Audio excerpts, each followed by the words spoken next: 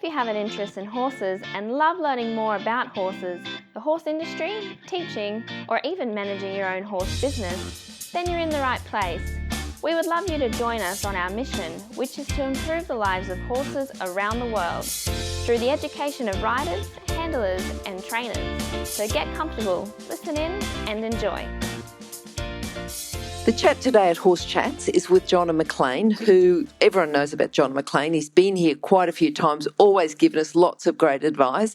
And today's going to talk about 10 things to remember about coaching a nervous rider.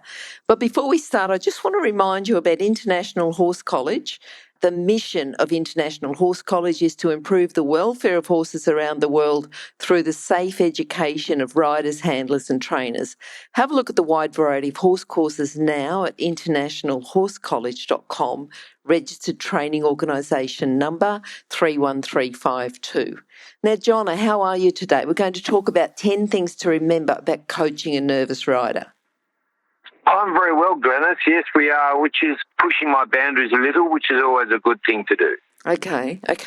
Now, pushing your boundaries because, you as a coach coaching a nervous rider, but this is not just one for coaches or instructors or educators to listen to, is it? Because if you are a nervous rider, you've been a nervous rider or you know a nervous rider, this is going to help them. Is that right? Absolutely, Glenys, and I think that that's a really important point because there's probably more nervous riders out there than coaches listening on understanding how to coach nervous people, for example, because, the number of riders worldwide is greater. So it's an important point that we look at from both perspectives. Okay, now I know that throughout your training anyway, you keep it simple, you break down the steps, you make them into achievable tasks for people. So what's the first step that we're going to do if we're coaching a nervous rider?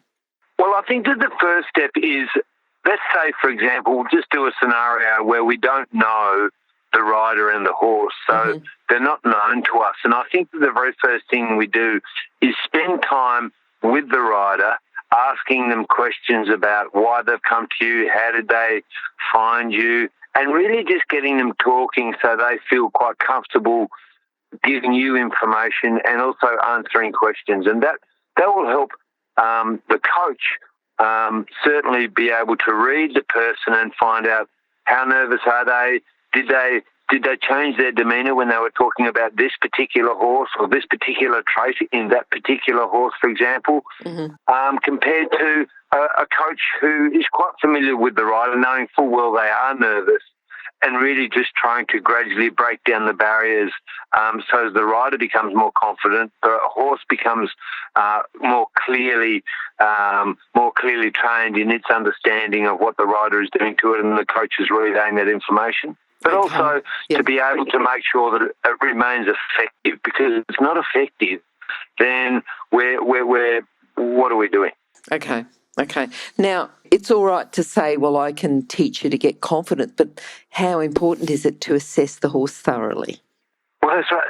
Assessing the horse, this is a mammoth question, isn't it? And a program could be devoted to that, or we could devote an interview to that alone. Just having the right horse to teach on for a rider that's not confident. Yeah. Absolutely, because the riders come in all shapes and sizes, as do the horses. So, there's and of course, and we are not just talking about equestrian. We are talking about Paralympic riding. We could be talking about any sorts of riding, anything to do with horses, and it doesn't even have to be riding at that. It could be horse handling, for example. Okay. So the groundwork, how important is that groundwork in horse handling? I believe that this is paramount, and I go on and on about this, but I really believe that once you have a great understanding of what you can do with your horse on the ground and how clearly the horses and quickly the horses can learn that, and then how quickly it's recalled even after a really long break, is proof to us that then when we do get on the horse and we do exactly the same things in the same way, applying the same principles, the outcome won't be any different. And nor should it be. I mean, that's what we're trying to do. We're trying to match up the riding responses of the horse initiated by the rider to the ground skills, because otherwise we've got a horse that stands really well beside the manning block, but the moment we get on it, it goes berserk. Yes, yes, yes. Now, I'm just thinking about the mannerisms of the rider. You know, if they're just handling the horses, and I know you've talked about, questioning the rider, thinking about that, the mannerisms of the rider, what would indicate that the rider was nervous? Say they've come to you just for, a lesson, but they might have particular mannerisms sort of showing that they're a bit nervous. I think one of the first things is that if they start fidgeting with their hands or moving about while they're talking, talking for a long time, not really taking a breath when they talk, but really trying to give out as much information as they possibly can. Some of it may be relevant, some of it isn't, and also eye contact as well, because I think that the general mannerisms with just those three components, for example, it's really easy to tell when people are a little bit worried, especially when you start asking them. Like, for example, there are some people that are quite nervous about asking their young horse to canter for the first time. That's probably a really obvious one. And I always notice that when I ask them, well, what happened the last time you cantered them? And let's say they did try it, and the reason they called you is because it didn't go well, then you'll see and hear through their voice and through their general mannerisms of their body and their posture that all of a sudden it's not exactly the same as what it was 30 seconds ago when we were just talking about what he's like when you're tacking him up, for example. So it does change, and you just have to be really alert to it, because that tells us that is then a real challenge for that person, because we have to remember as a coach that our job is to help the rider train the horse. It's not our job to train the horse. So, and general coaching insurance doesn't really cover you for just training the horse, for example. You have to take out an extension on your insurance for that.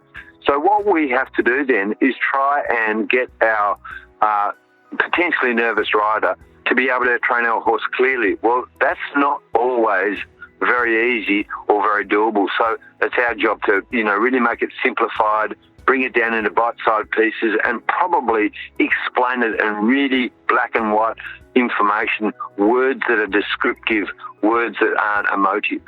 Yes, yes. And I like the way, it's all right through anyway about the bite-sized pieces. Yeah. Precisely, because otherwise it won't work. We're employing exactly the same system with rider education as we are horses, because equally we have to understand that unless it's clearly understood by the horse, but first of all clearly understood by the rider, then it will never be clearly understood by the horse. Yes, yes, yes. And I'm thinking about the coach, and I know we talked before about, assessing the horse thoroughly, and I'm sure we can go into a lot more detail about how to assess that horse thoroughly. But what if the coach knows the horse well or doesn't know the horse well? How will that change things? Well, it does change a lot of things. So, let's start off talking quickly about assessing the horse that the coach doesn't know. And the first thing that I would be looking at is that I'd walk up to the horse float, and of course they'd be in the process of unloading the float or unloading the horse out of the float or tying it up or tacking it up or whatever. So I'd be looking in the horse float and looking to see what sort of manure did the horse do in there. Was it really running and look nervous? Was the horse quite sweated up when it travelled? Is it quite fidgety at the tie-up point?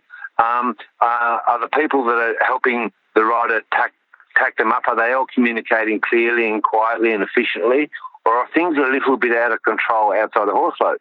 So that tells me a whole lot, because that means that's probably where we should start our discussion, because unless we start on the correct foot here, there is really no point progressing. And as I've said to you many times, and lots of other well-known horse people, men and women, have said to me, the horses should invite you to take the next step. It shouldn't be just a bravery thing. Yep.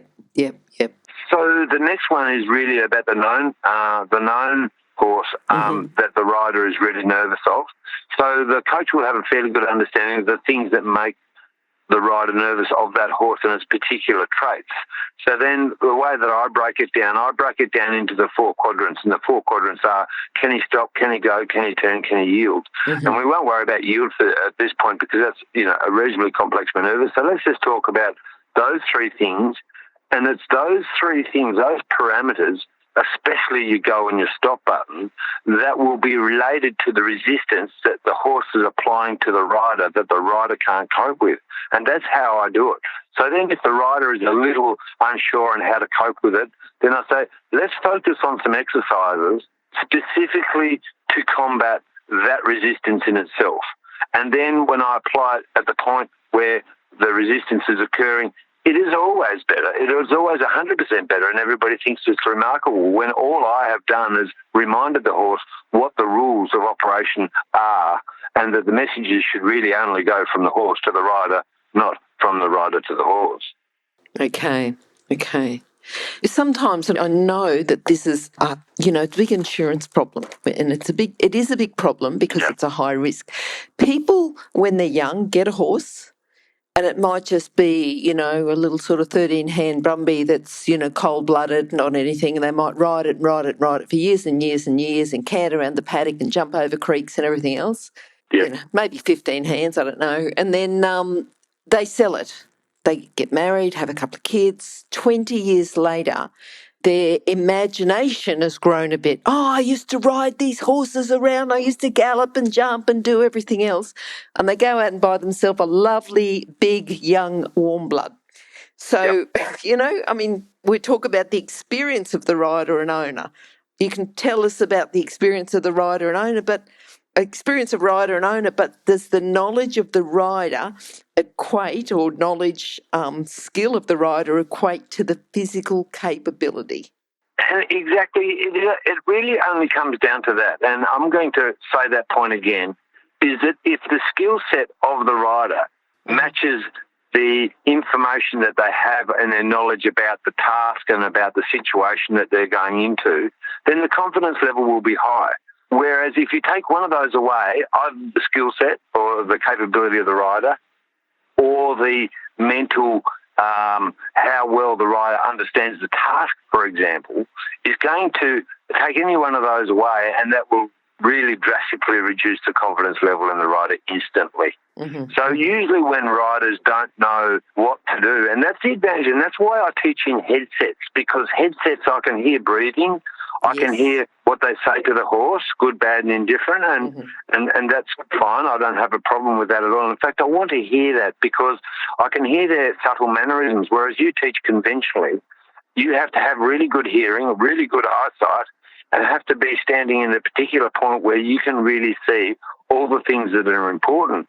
So that's not always easy, whereas with a headset, you're able to hear all the subtleties. Yes. So that to me has been the biggest breakthrough in my coaching, especially for nervous people. And I'll just say, that's okay. Let's just do this once and we'll just stop, park the horse, and let's just talk about what you did, how you did it, why you did it well. And I noticed that you had your mother or your brother there videoing, and I'd like you to have a look at that video tonight, and you'll be able to see why I said that it was good. Mm-hmm. Now, you'll be able to also see the ones that I didn't think were that good on video as well, and the reasons behind it. So then they get the visual feedback, they have the auditory feedback coming back from me. But it also means that then they are probably much more likely to stay focused on getting it done well, because they know that I'm looking at all the subtleties of pressure and the release of it, etc. Yeah. I'm going to take a bit of a sidestep here, Jonna, just because you said about the headsets. And, I've sort of used a few different brands and done things, but you know what I've been using lately is a mobile phone.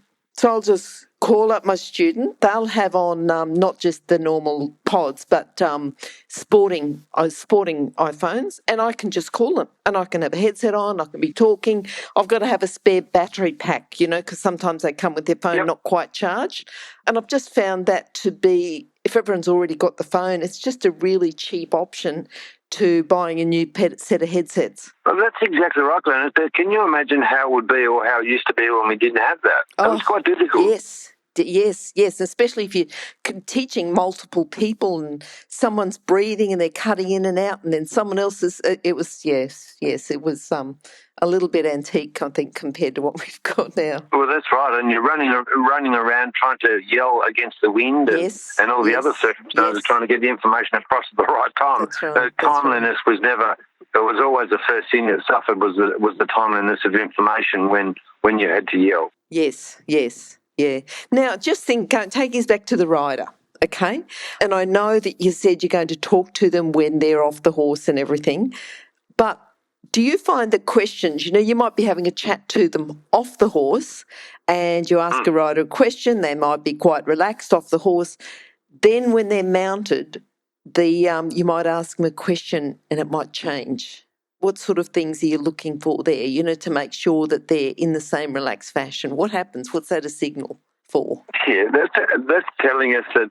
I mean, remember how on the other programs we talked about how important context is? Yes. Well, for a person, I think it's the same. The association of being in a particular environment induces relaxation, and then the same goes for when you are nervous, is the context is now you immediately become nervous when you are on the horse. And for us competitors, we've all had that said to us, especially at the higher level, you're making the horse nervous because you're nervous. But unfortunately, those words shouldn't be used because they don't actually make you relax at all. No. So what we have to do, and we've always said that, for goodness sake, can you just relax? That's probably the most ridiculous thing you can say. Mm-hmm. It's a little bit like saying, please don't be scared. I mean, that can't happen. We have to look at the reasons why, as to why that's happening, and then look at some of the things that we can do to preoccupy the rider's mind. So I've, in the past, talked a fair bit about overshadowing, using different forms of pressure release to be able to overshadow a certain context. And probably the most common one that people would know about is when you do a skin twitch and you put a needle into a horse for an intramuscular injection, you're basically overshadowing the needle going in by skin twitching close to the needle side. Yep. That's a form of overshadowing. So that when we talk about riders, though, what we're really talking about here is trying to capture them mentally 100% and asking them questions. How did you think that went? Can you describe to me what it felt like when you did X, Y, Z, and getting them really involved in the process? Okay. And then that information I use to be able to say, exactly, that's exactly how it should feel, and that's how I want you to continue feeling. So then they start to realise that they have to focus in a certain area. So if I have a nervous rider and I say, put your heels down, raise your left elbow, look ahead and get on the correct diagonal, et cetera, and I give them all this information, that is not going to help my ability to train them to train the horse. That will only hinder it. It's too much information. Mm-hmm. So I keep it really simple. I'm not worried if a rider, if they look down a little bit and they don't slouch too badly and their core is reasonably strong, well, that's okay. I'll just press on and say, okay, just remember that as he goes over the jump, you must make sure you don't interfere with his mouth as you go over the jump. Could you feel that you interfered with his mouth when you went over the jump? Oh, that's good, you did. Whereabouts did you feel the interference? On takeoff, in the air, or on landing, or all three? And I'll ask them detailed questions like that. So they have to focus really hard and remember that 10 seconds ago, exactly what happened. They'll say, oh, well, I don't remember. So, well, that's good. Let's come in and do it again. And this time, see if you can remember. So I let them make the mistake. I like them to make mistakes because then they know what I don't want them to do. And that's probably the best way to learn, is it? Yep. And it's important. Mm-hmm. Mm-hmm. Thinking about the reflexes, if we've got to talk about reflexes like, application of the aids, things like that, how are you going to see, or what are we going to see about that with a nervous rider, and how we're going to apply it to our coaching?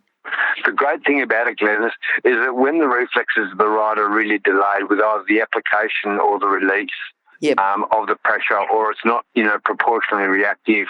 In other words, when the horse starts to begin its downward transition, you don't actually see them soften there.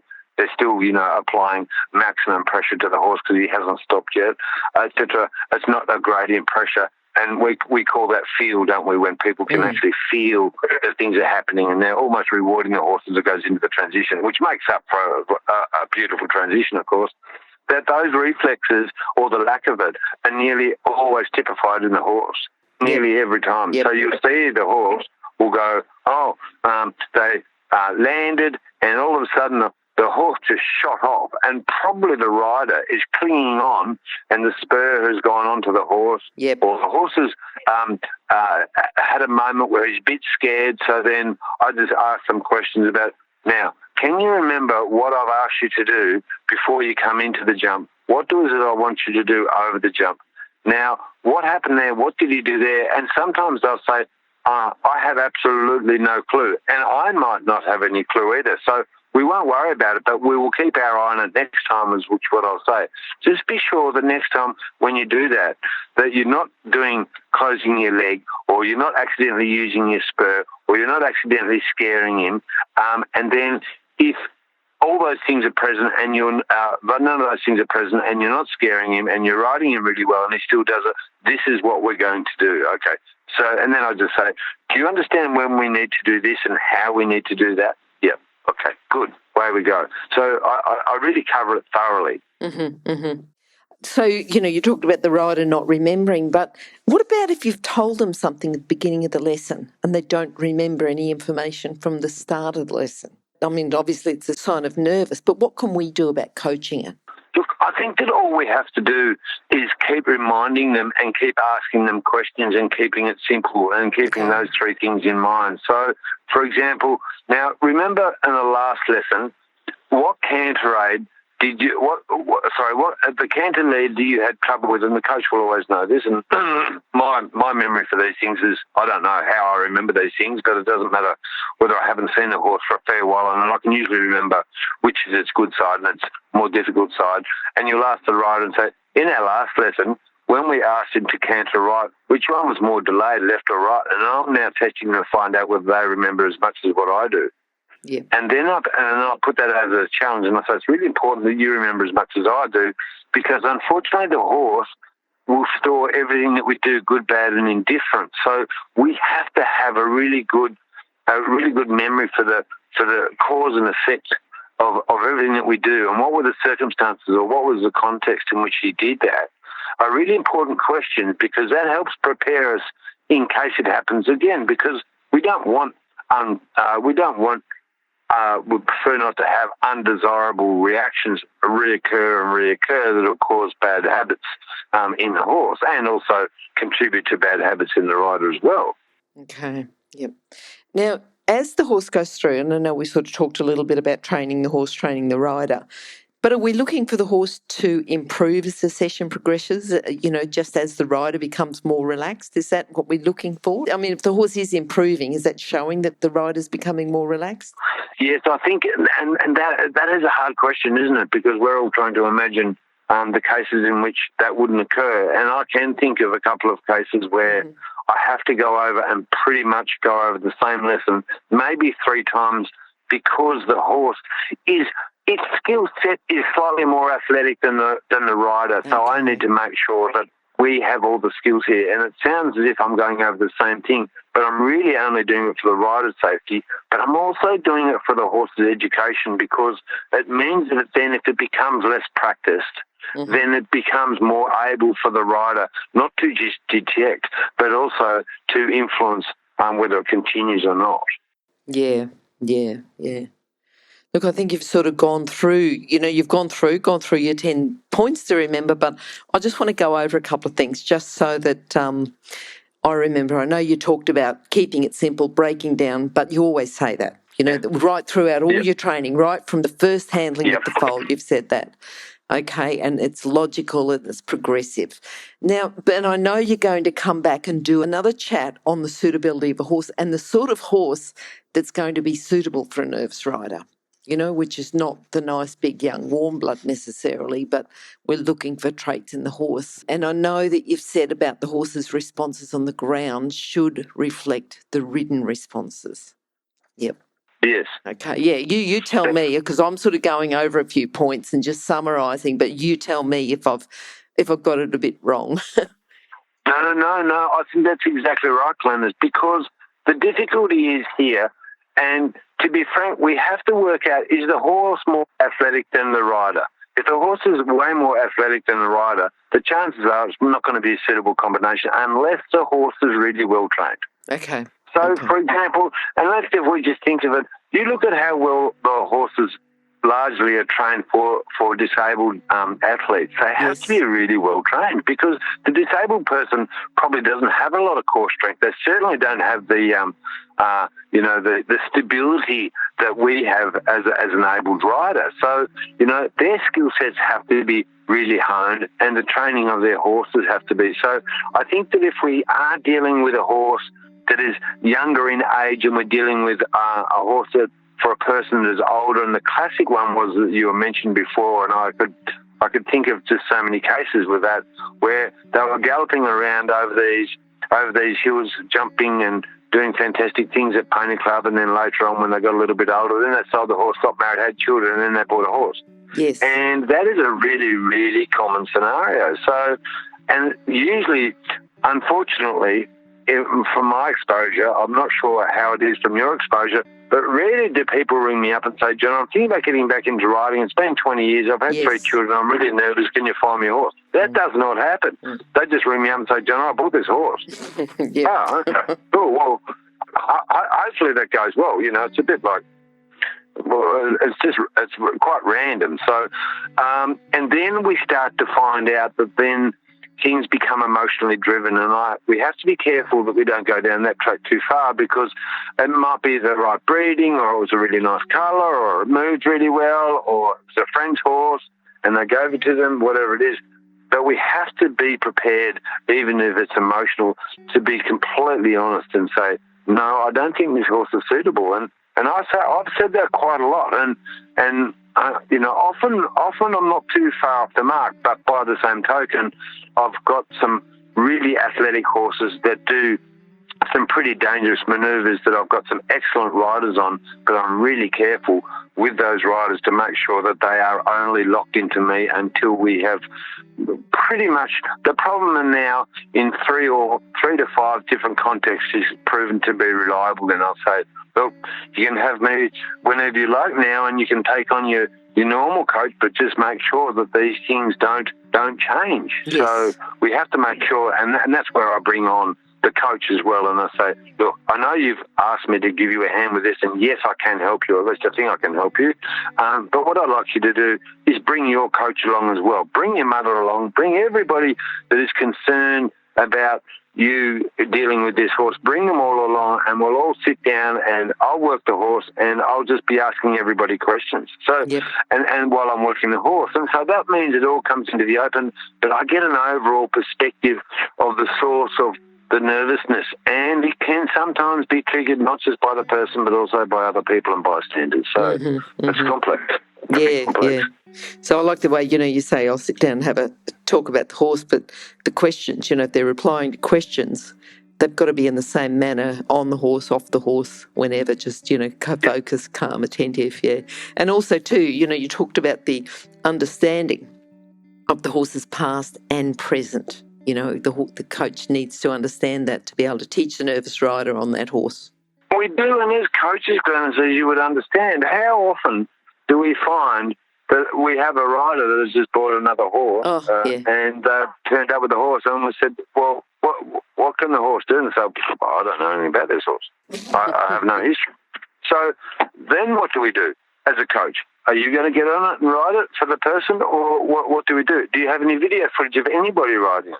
That's when you have to be really careful, because you have no clue that the reason that this horse has now had 5 homes in 5 years is for a really valid reason. Yeah. And we have to make sure that everybody gets looked after here, and that the horse doesn't end, especially if it's dangerous, it doesn't end up back on the market, because that's what people do. They just put them back on the market. And morally, that's a really, really silly thing to do. And it's not fair on anybody. Not from the horse, it's not fair on the population. It's an interesting world we live in, coaching. Oh, yeah. Yes, for sure it is. Yep. I think just sort of going back to the nervous riders, the more experienced riders, and you'd said before about you've got experienced riders, they're able to cope with the challenges of training, because, it is challenging, and especially if you've got the young horses or the problem horses or the ones with an unknown background. So you've got to have experienced riders and experienced, fit, athletic riders that are riding regularly, that are able to cope with the shying and the, horse throwing himself around a little bit, rather than someone who hasn't been on a horse who might have been an experienced rider, but if they're not fit and athletic and riding at the moment, there's a big difference. Yeah. There is a big difference, and the biggest differences will come about when we completely change the context. As I was saying to a lady today, that when he reared and spun on you the last time, whereabouts were you? And she said, I was actually, I was at Pony Club. And so I said, well, he's a thoroughbred off the track. Does he have a problem with going out with groups of horses? And she said, no, not a problem. But, this time he did a little rear and then he spun and I fell off. And I said, okay, so what caused that? And she said to me that he thought that that the horse was just being an idiot. And I said, well, the horses, this is not how it goes. The horses don't just dream up these things and do it. There's a cause. And it might be her habitual cause. Or when he saw that, or he had the opportunity, or the aids were in some particular way that caused conflict to the horse, his answer to that was XYZ, which was spin. Yep. So I said, that's the great thing about horses, is they don't lie to us. They're not like people. They don't deceive us. It's like an open book. We just have to understand and be patient and study them. That's right. That's right. I think that's the trick, isn't it? To study what they're doing rather than thinking that they're humans and they think the same way as humans. Yeah. Yes, that's right, exactly. Okay. The other thing I was going to say, Glenys, is that we've talked about, being able to harness our fear. And a lot of people have said to me or asked me and said, oh, Jonna, don't you ever get scared? And I said, yeah, I get scared. Plenty of times in my life I've been scared and I'll continue to get scared. And, I think probably the most common one is getting on the horse for the first time and getting it to do something when you know full well that the previous 5 riders have not been able to stay on board. Yep. That's probably one of the harder ones. Yep. And so the way that I explain it to them is that I get preoccupied with my fear. I get really preoccupied with the quality of my responses, and that is all that occupies my whole being when I'm riding. So it means that then I'm really studying what can the horse do, what can't he do, what can I train to do better, and is that going to really help my predicament here? Because I can feel that when he does a downward transition, he wants to stick his head down through the reins or whatever it is. How do I combat that? What buttons are going to help me in that department? And, of course, when my brain is working like that, I can't be scared because my brain is completely occupied with a task.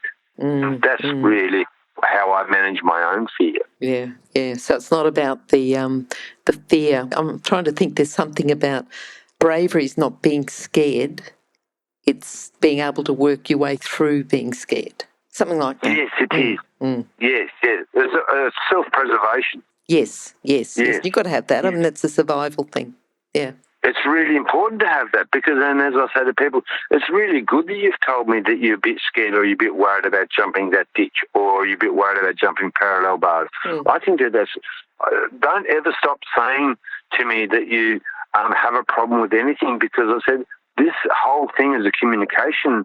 It's a two-way street in terms of communication. So, if you can tell me that you are a little bit worried about doing a certain thing, I love that. That's exactly what I want to do. I do want to push the boundaries, but I don't want to push them to the point where you feel really uncomfortable with that task. Yeah, so it's whether they're able to do that task. Yeah, I'm just trying to sort of think about the whole confidence thing. It's related to how well they think they can do, not necessarily... we can get some good riders that aren't confident and they don't do as well, but some riders that are sort of a little bit rough around the edges, but if they're confident, they just keep going. That's right, exactly. Yeah. And they're able to push through all those things because they're almost laughing about it, which doesn't help the nervous rider because they'd say, wow, that would make me really scared. There's no way in hell I could laugh about that.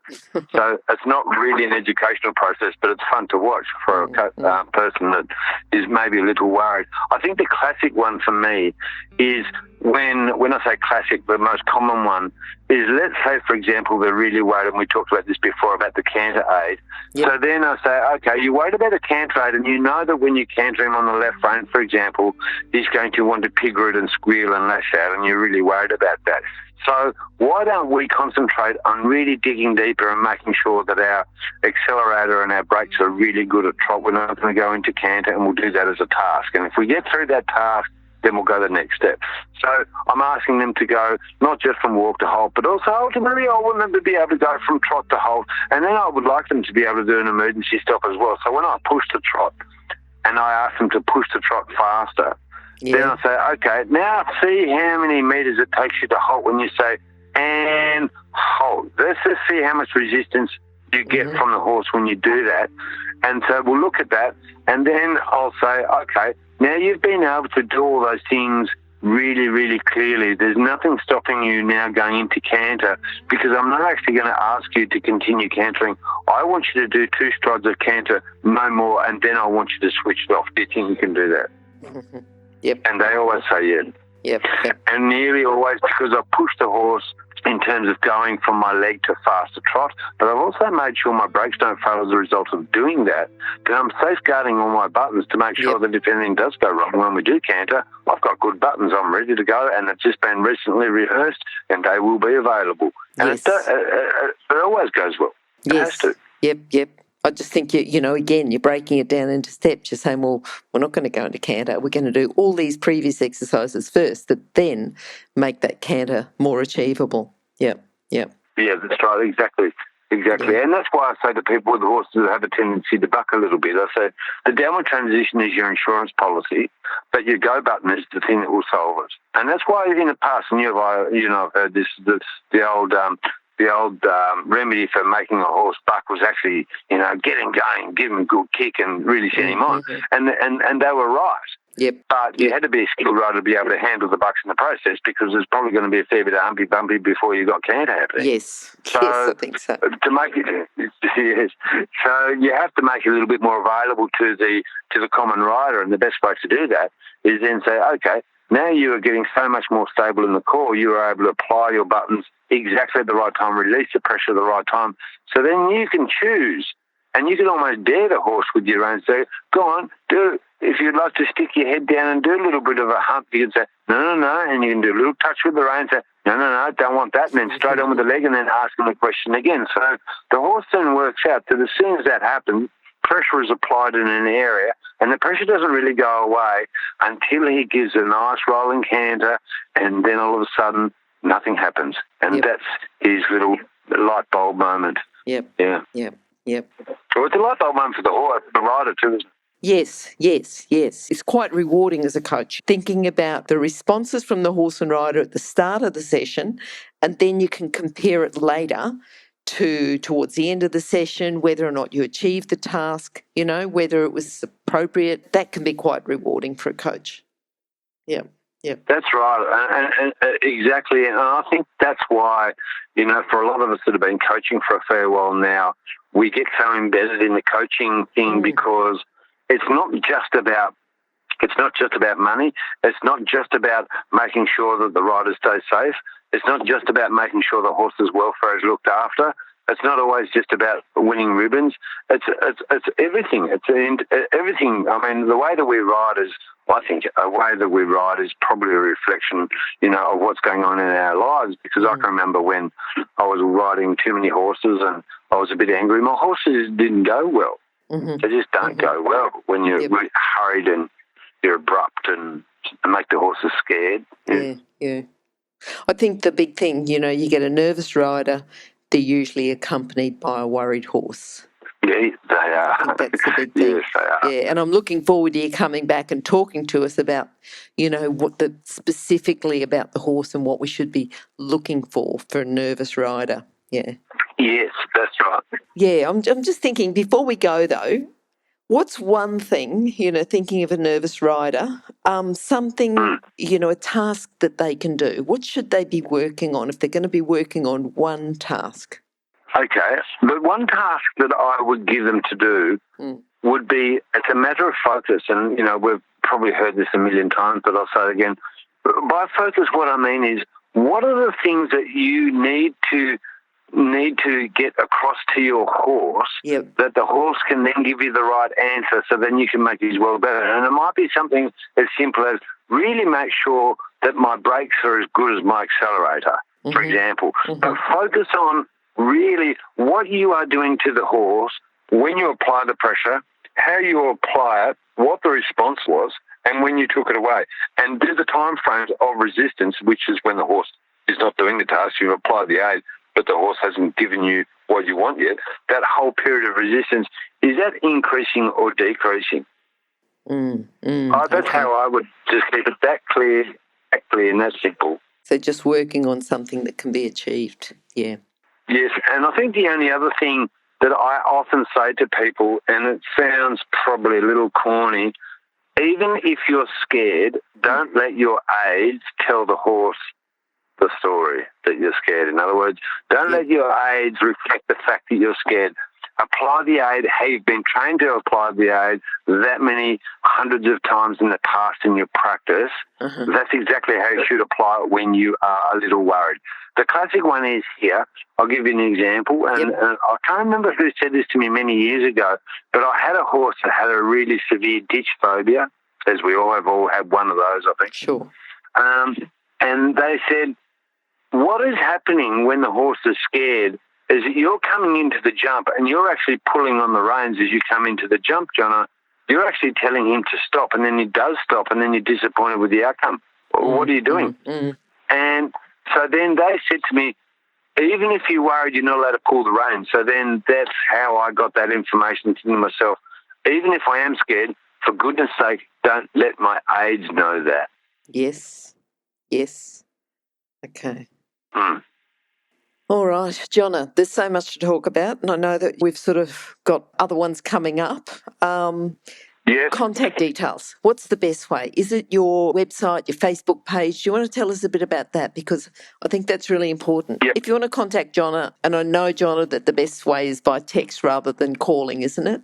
Yeah, it is always, because I'm not always in range, or email JonnaMcLean@gmail.com. But also on Facebook, on my Train to Win Facebook page. That's probably the easiest one, because then I can use Messenger, I can look at videos. It's all instantaneous. Yep. And it doesn't cost any money. That's pretty good, really. Yeah. No, I think that's good. And Jonna, what have you got coming up this year as far as workshops? Where are you? I know you're in Perth next week, aren't you? Western Australia next week. Yes. Yep. Yes, I'm in Western Australia next week. The week after that, I'm in New Zealand. And then I'm in Hobart, I think, and then I have to go to King Island, and then I come back and I'm doing something else, and I can't remember what that is yet. But I've got every weekend done. Yep. Yeah, exactly. So if people would like to organise a workshop or to see if you're doing one in their area, Facebook page, is that the best place, or website, Facebook page? Yep. Facebook page, and so when you're coming, for example, a lady asked me on the Facebook page about a month ago and said to me, I would like to run a clinic. How do I do that? And I said, yes, you can do that. These are the dates that are available, and that's what I'm doing this Sunday. She's completely organised. Perfect.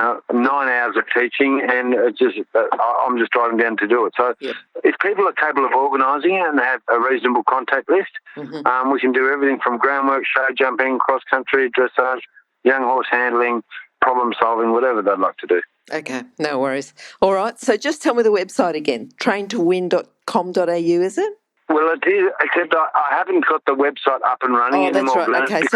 Okay, oh, really? Okay. It's just, no, I took it down because I was not doing it anywhere near as well as the Facebook page, so I couldn't see the point. So I want to keep it simple. Okay. How many mailboxes does a man need? Yeah. Exactly. So Facebook, if people search, I mean, those details will be, just go to horsechats.com and search for Jonna, Jonna, and you'll get the contact details on the bottom of his many pages, but it's facebook.com Train to Win. Yep. Exactly. Perfect. Wonderful. Okay, Jonna, great to talk to you again, and looking forward to catching up with you again within the next few weeks. I'll talk to you soon then. Okay, no worries, Glenys. Bye-bye. Bye. If you've enjoyed this chat, then please comment, rate and subscribe. If you'd like any changes or recommendations for guests, then please contact us through horsechats.com. And while you're online, have a look at the government-accredited courses at internationalhorsecollege.com. Registered Training Organisation 31352. Remember that our comments and instructions are general in nature and do not take into consideration your individual horses or your individual ability and circumstances. If you enjoyed this podcast, then please leave your comment below.